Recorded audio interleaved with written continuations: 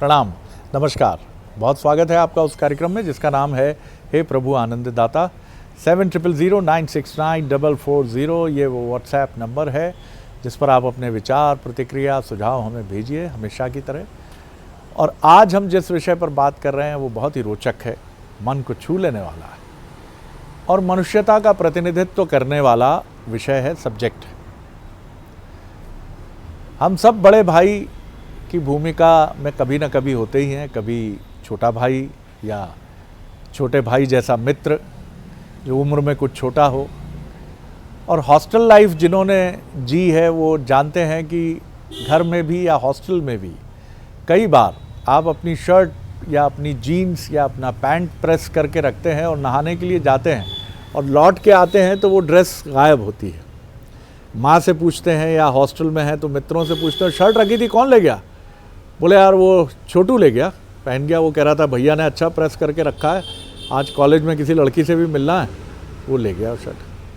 आप थोड़ी देर मुक्का मारते हैं, अरे यार आज तो मेरा भी बड़ा क्रूशियल डे था, फिर हंसते हुए कहते हैं ठीक है यार अभी लड़का है, जवान है, करेगा। ये वो बड़प्पन का एक सुख है। पंच परमेश्वर की कुर्सी में जब आदमी बैठता है, जब आप किसी बड़े ओहदे पर बैठते हो, चाहे वो घर ही क्यों ना हो, घर का जो मुखिया होता है, जब सब सदस्य उसकी तरफ न्याय के लिए देखते हैं गलती किसकी है बाबूजी, तो बाबूजी के चेहरे पे जो बोध होता है वो बड़प्पन का बोध होता है।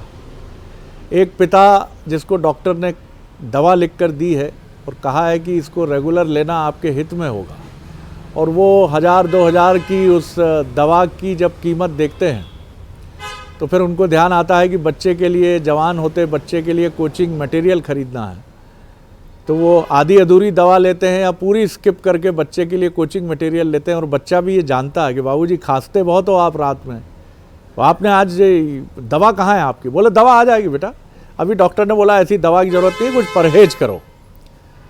आंसू दोनों की आंखों में चमकते हैं।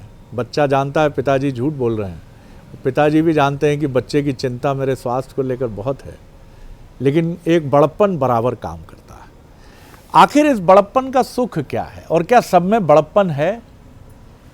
बहुत सारे लोग तो इतने छोटे हैं कि वो अपने छोटेपन का ही परिचय देते रहते हैं, बड़ी कुर्सी पर बैठकर और छोटे हो जाते हैं और गाली गलौज करने लगते हैं और असभ्य और अभद्र भाषा का प्रयोग करने लगते हैं। और बहुत सारे लोग मन में पीड़ा लिए, आंखों में आंसू लिए, सिर्फ आपकी कुर्सी की वजह से आपकी बात सुन लेते हैं और चले जाते हैं पीछे। खैर, लेकिन हम यहाँ उस बड़प्पन की बात कर रहे हैं जो मन को सुख देता है, जो मन को एक औदार्य भाव से भर देता है, जो मन को धरती और आकाश की तरह विशाल कर देता है, समुद्र की तरह गहरा कर देता है। और जिसने इसका स्वाद ले लिया वो क्या लघुपन में जाएगा, छोटेपन में क्या छोटेपन के कीचड़ में गिरेगा। आज इसी पर विद्वान वक्ता, भगवत गीता के अध्येता, मानस मर्मज्ञ प्रोफेसर डॉक्टर सुरेंद्र बिहारी गोस्वामी जी से चर्चा करेंगे। प्रणाम कर रहा हूँ सर जी। मैं यदि आज के प्रश्न को आपके प्रश्नों का शिरोमणि कहूँ तो इसमें कोई अतिशयोक्ति नहीं करूँगा। और आज आपने अपनी संभाषण में एक बड़ी अच्छी बात कह दी जिसने मेरे मन को दो भागों में विरक्त कर दिया, एक व्यवहार में, एक अध्यात्म में। आपने एक बात कही कि बड़ा होना ही बड़प्पन नहीं है, बड़ा होना ही बड़प्पन नहीं है। तो बड़प्पन का चिंतन करते हुए मैं सोचने लगा कि इस बड़प्पन को परिभाषित कैसे करें। सबसे पहले एक बात ध्यान रखिए कि ये बड़प्पन जो है ना स्त्रीलिंग है ना पुल्लिंग है, ये बड़प्पन नपुंसक लिंग है। स्त्रियों में भी बड़प्पन होता है और पुरुषों में भी बड़प्पन होता है। तो ये बड़प्पन क्या है? क्या बड़ा होना बड़प्पन है? बड़े और बड़प्पन में जमीन आसमान का अंतर है। यदि बड़ा हो और बड़प्पन भी उसमें आ जाए तो जैसे सोने में सुहागा हो जाए, जैसे जल से भरे हुए मटकी में अमृत की बूंदें गिर जाए, ये आनंद जीवन में प्राप्त हो जाएगा। बड़प्पन स्नेह है, बड़प्पन समर्पण है, बड़प्पन त्याग है, बड़प्पन सदमार्ग में चलने की कला है, बड़प्पन संस्कार है, बड़प्पन जो है अहिंसा है। बड़प्पन के इतने सद्गुण हैं। और आपने तो एक बड़ी सुंदर बात कही कि मनुष्य में बड़प्पन मनुष्य का आभूषण शिरोमणि है। अगर उस मनुष्य में बड़प्पन आ गया तो मनुष्यत्व तो उसने प्राप्त कर लिया, ये मान लीजिए।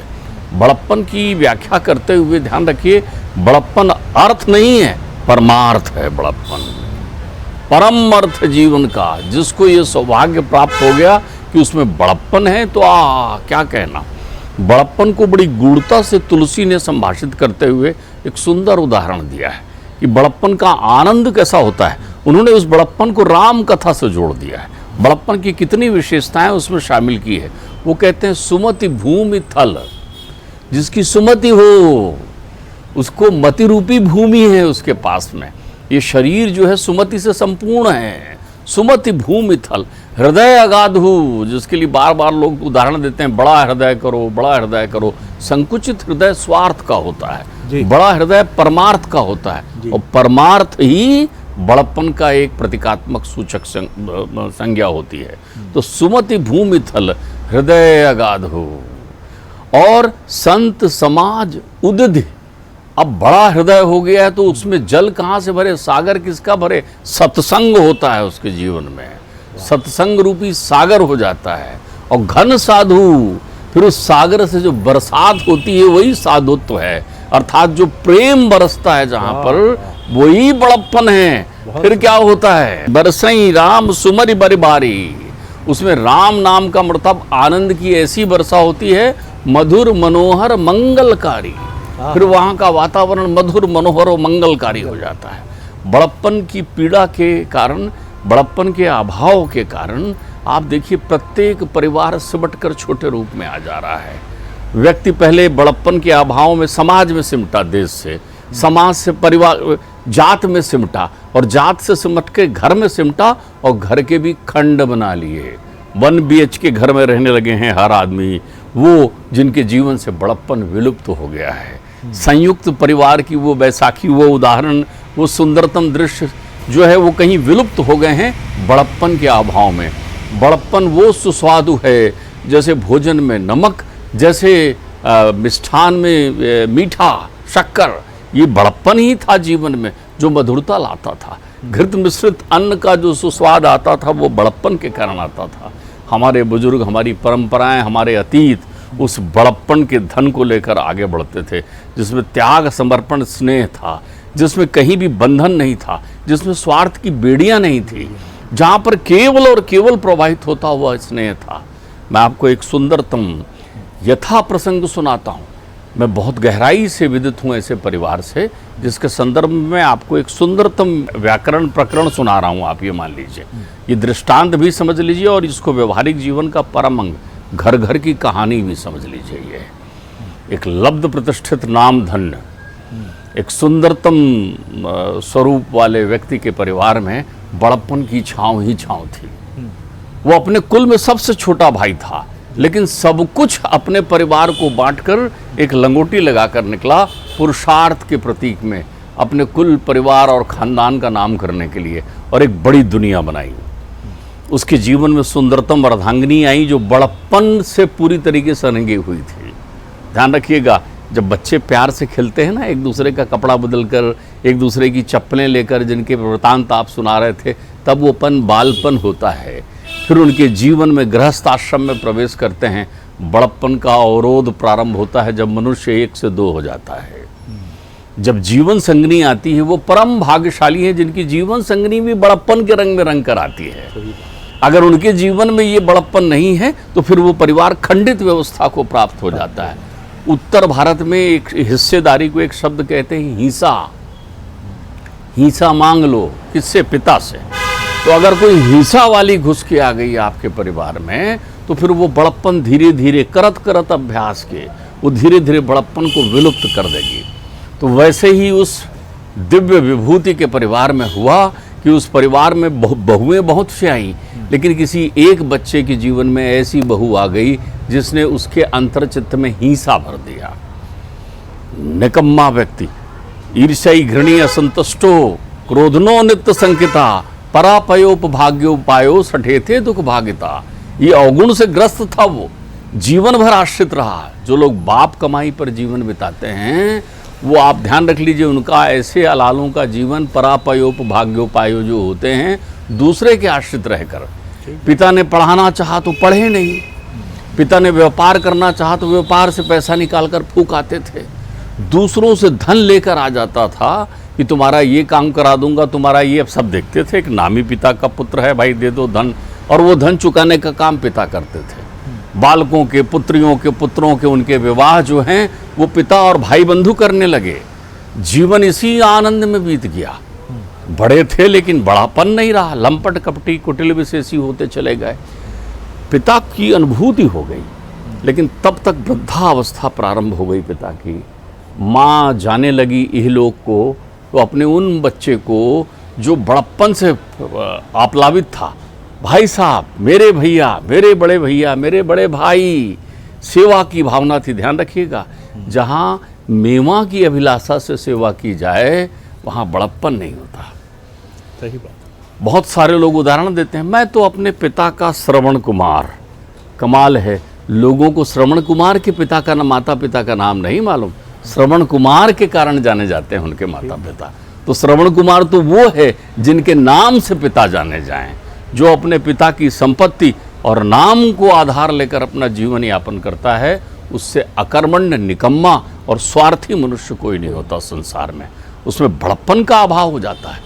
तो ऐसा व्यक्ति जो है, माँ जाने लगी तो अपने उस उदार पुत्र को समझाया, देख बेटा, तो पूरे परिवार के लिए करते रहता है, भाई साहब इधर से उधर करते रहता है, लेकिन सावधान, मेरे जाने के बाद स्वरूप प्रकट होगा, तू संभल कर चल। उस पुत्र ने माँ से कहा, माँ, जब मेरे पिता सारा सब कुछ छोड़कर आ गए और एक जीवन बना लिया समर्पण करके अपने सब के लिए, तो मैं तो पिता के पथ पर ही चलूँगा, मैं अपना बड़प्पन नहीं छोड़ूंगा, मैं अपना येपन नहीं छोड़ूंगा। माँ गई, पिता वृद्ध हो गए, तो अब आप देखिए, जैसा रहेगा, पूत कपूत तो क्या धन संचय, पूत सपूत। आपके अंतर चित्त में यदि बड़प्पन नहीं है, आप यदि उदार, संस्कारवान, सद्विश्वास, सद्विचार के पथ पर चलने वाले नहीं हैं, तो देर सबेर जो जस करहीं सो तस फल चाका, आपकी संतान भी वैसी ही होगी। तो ऐसे पुत्र का जो वो निकम्मा स्वभाव का था, जिसमें बड़े होने पर भी बड़प्पन नहीं था, उसका पुत्र ऐसा हुआ कि उसका ध्यान भी हिस्से में गया। उसने अपने दादाजी से उनकी जो ज़मीन थी, उस ज़मीन पर लिखवा लिया एक बड़े अच्छे सुंदर भूभाग पर कि मैंने ये अपने वृद्धावस्था के कारण अपने पौत्र को बेचा, ये लिखवा लिया।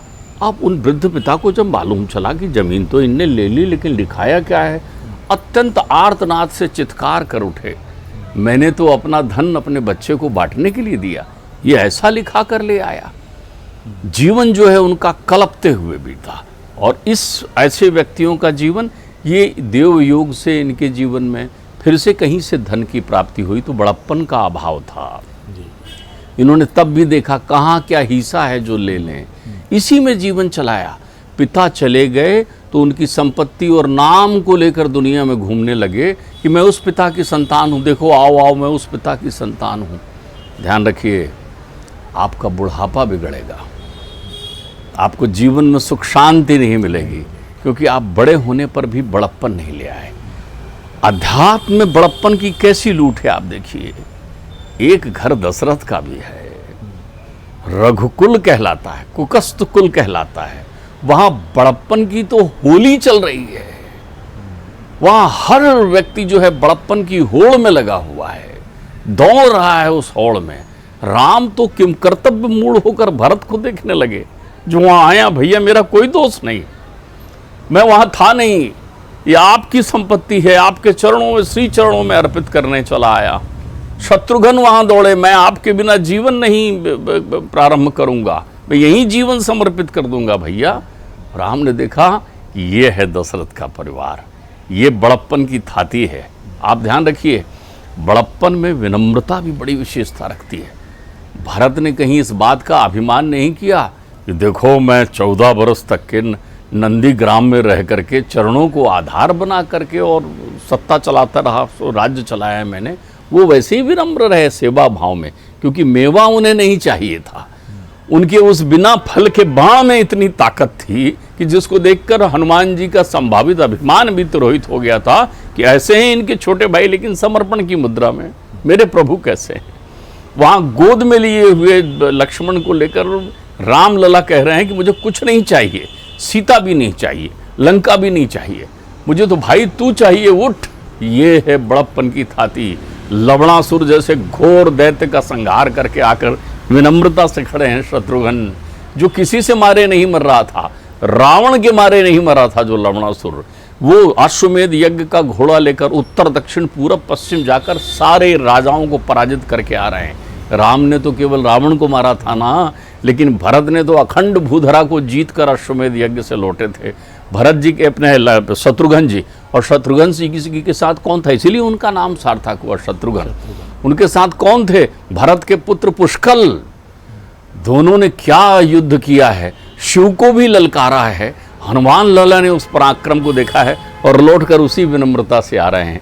आप जितने विनम्र होते जाएंगे उतने बड़े होते जाएंगे। आप ध्यान रखिए, कृष्ण को मालूम था कि कलिकाल आने वाला है। कभी आपने कृष्ण के जीवन का चिंतन नहीं किया। कृष्ण के जीवन का चिंतन के लिए ठिठकाता है आपको कौन, शिशुपाल। जब वो प्रश्न करता है कि ये कृष्ण जो हैं कहाँ के राजा हैं, तब भी आपके चिंतन नहीं दौड़ता। कृष्ण कभी राजा रहे नहीं, बलदाऊ जी कभी राजा नहीं रहे, तो कौन था शासक कृष्ण के यहाँ, राजा उग्रसेन। उग्रसेन कौन थे, द्वारिकाधीश जो थे, उनको द्वारिकाधीश का संबोधन मिला, लेकिन साम्राज्य में उस पद पर कौन थे, वसुदेव जी नहीं थे, कंस के पिता उग्रसेन। ये है बड़प्पन, ध्यान रखिए। बड़प्पन ये है कि राजा तो युधिष्ठिर बने हुए हैं, युधिष्ठिर का बड़प्पन देखिए, राजा तो युधिष्ठिर बने, लेकिन महाराज जो हैं धृतराष्ट्र ही हैं। महाराज चक्रवर्ती सम्राट धृतराष्ट्र ही हैं, जिनने बड़प्पन खोया, उन्होंने अपने जीवन से सारी अमूल्य संपदाएं लुटा दी। तो ध्यान रखिएगा, प्रत्येक परिवार को ये चिंतन ध्यान रखना पड़ेगा कि बड़े न बोलें घड़ बचन, घड़ बोलें घड़ बोल। खाली पुरुष में बड़प्पन नहीं, महिलाओं में बड़प्पन होना है। जो यहाँ छोड़ जाना है उसको पकड़ने के लिए आप स्वार्थ में क्यों पड़ रहे हैं, बांटिए और बढ़िए। बहुत सुंदर बात है डॉक्टर साहब, और आपकी इस सार्थक विमर्श से मुझे प्राचीन संदर्भों में कुछ ऐसे नाम भी कौंधे जो खड़े थे अनीति के साथ, लेकिन बड़प्पन वहाँ भी था। कर्ण याद आते हैं मुझे। इंद्र ब्राह्मण का वेश धरकर आए हैं और प्रतिदिन कर्ण सूर्य को प्रणाम करते हैं, जिनके वो पुत्र हैं। उस दिन जिन्होंने शिवाजी सामंत की मृत्युंजय पढ़ी है, उन्हें स्मृति में होगा कि उस दिन जब वो सूर्य को, अपने पिता को प्रणाम करते हैं, तो सूर्य की छवि कुछ म्लान प्रतीत होती है उनको। जैसे वो कह रहे हैं, पुत्र छल से सावधान, आज तेरा अमोघ कवच कुंडल लेने कोई आने वाला है। लेकिन वो मुस्कुराते हैं, थोड़ी घायल और फीकी हंसी। और जब ब्राह्मण वेशी इंद्र आते हैं और कहते हैं मुझे तो तेरा कवच कुंडल चाहिए, तो वो समझ जाते हैं। लेकिन जब अपने शरीर से, अपने कानों से नोच कर लहूलुहान होकर देते हैं, तो पूरा त्रिलोक जो है उस समय कहता, साधु साधु साधु कर्ण, न तुम जैसा कोई हुआ न कोई होगा। और जब रावण कहता है कि पूजा करनी होगी, वनवासी के पास तो कुछ भी नहीं है, चलो शिव जी की पूजा है, मैं आऊँगा, और आता है। और फिर जब कहते हैं कि पत्नी को बिठाए बिना विवाहित पुरुष की कैसी पूजा, तो कहता है मैं जानता हूँ, मेघनाथ यहाँ लेकर आओ जानकी को। कमाल है साहब, आप जिससे युद्ध कर रहे हैं, और फिर अंत में कहा जाता है कि पुरोहित जब तक आशीर्वाद न दे विजयी भव का, तब तक कैसे संभव होगी पूजा। तो वो खल चरित्र जिसको हम रावण कहते, कोई महिमा मंडन नहीं है रावण का, लेकिन आप बड़प्पन देखिए, वो कहता है विजयी भव। अद्भुत है जी। देखिए मैं आपको बताऊं, आपने तो ये सुंदर दक्षिण भारत की रामायण का वो अंश भी सुना दिया, जिसमें भाव ही भाव हैं और बड़प्पन ही बड़प्पन है। इसकी अनुगूंज में एक मुझे विशेष चिंतन के साथ ये प्रक्रिया ध्यान आती है कि बड़प्पन की प्रक्रिया का जो बड़प्पन है वो बलिदान के रंग में रंगा होता है। अब आप शब्द बलिदान समझिए, बलि को मालूम है, गुरु बता रहे हैं कि देख तुझसे युद्ध नहीं, युक्ति से तुझे जीतने के लिए साक्षात परमेश्वर वामन रूप में आए हैं, जो 3 पग में तेरी पूरी पृथ्वी नाप लेंगे, तो तू ना दे। शापित करते हैं गुरु, तब भी वो गुरु से कहते हैं आपने ही तो सिखाया है ये बड़प्पन। परमात्मा याचक बनकर आए तो मैं फिर कैसे उन्हें ना दूं। और बलि उन्हें तथास्तु कहते हैं और 3 पग में वो पृथ्वी नापते हैं, तब भी वो आत्मनिवेदन करने खड़े हैं कि परमात्मा मुझे क्षमा करो, एक पैर मेरे शीश पर रख दो। तब से ऐसे दान को बलिदान कहते हैं, क्योंकि राजा बलि ने दिया था। तो जो सर्वस्व निछावर कर देता है वो बड़प्पन से विभूषित हो। बहुत सुंदर बात है। और एक और बड़ी गूढ़ बात है जिसको सिंहस्थ में एक सन्यासी से चर्चा के दौरान उन्होंने एकदम से मुझे स्टंट कर दिया था, मैं स्तब्ध रह गया था। मैंने उनसे सहज चर्चा में पूछा कि आप लोग सब दीन दुनिया छोड़कर ईश्वर भक्ति में निमग्न होते हैं तो किस तरह का सुख होगा। उन्होंने कहा कि इसका उत्तर पाना है तो जरा प्राचीन समय में जाओ, जितने राजा हुए हैं अधिकांश सन्यासी बने हैं, जिन्होंने सुख भोगों को महसूस किया। तुम तो अभी ये कह सकते हो कि मैंने बहुत सारे सुख नहीं भोगे हैं, अभी तो बहुत छोटा सा उसका हिस्सा चखा है मैंने, लेकिन जिन लोगों ने इस धरा पर उपलब्ध सारे सुखों का भोग किया और उसके बाद उसको निस्सार बताते हुए उन्होंने कहा कि इससे बड़ा सुख क्या है, तो उनके गुरुओं ने उनका मार्ग प्रशस्त किया कि वो सुख है अध्यात्म का सुख, ईश्वर का सुख। तो इसको तुम नहीं समझ सकते। इसीलिए आज भी संसार में शायद 2% लोग हैं जो इस सुख की तरफ जाते हैं। 98% उस चक्रव्यूह में कुलबुलाते रहते हैं कीड़े की तरह, माफ कीजिएगा मैं इस शब्द का प्रयोग कर रहा हूं, लेकिन उधर जा नहीं पाते क्योंकि इधर का आकर्षण इतना गहरा है। शायद उनकी भोग की तृप्ति नहीं हुई है, इसलिए वो भटक रहे हैं। अब ये तो विज्ञ जाने, मैं तो पढ़ाई बातें उगल देता हूं साहब। बहुत आनंद आया डॉक्टर साहब। अगले एपिसोड में एक और विषय लेकर उपस्थित होंगे। प्रणाम।